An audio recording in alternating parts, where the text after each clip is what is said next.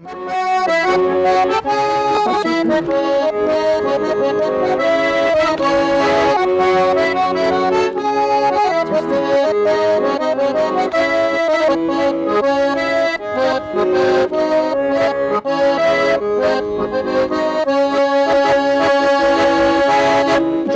kız yanı giyildi,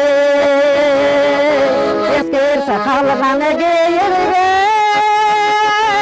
Bozula boydunu tarmasın sen bu yolunu tepelim be.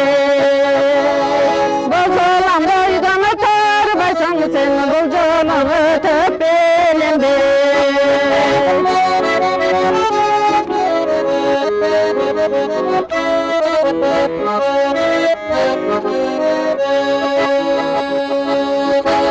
Kıyar sakal başlı bülbül,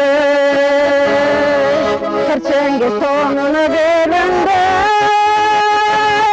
Kız boydan daima torbasın sen, kızı kızı tut belinde.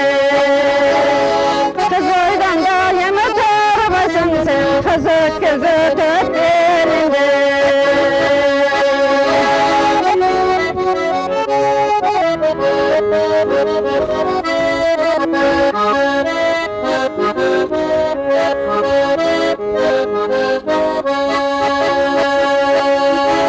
Gülündür seni candaran, gülündür gelbet hayradan.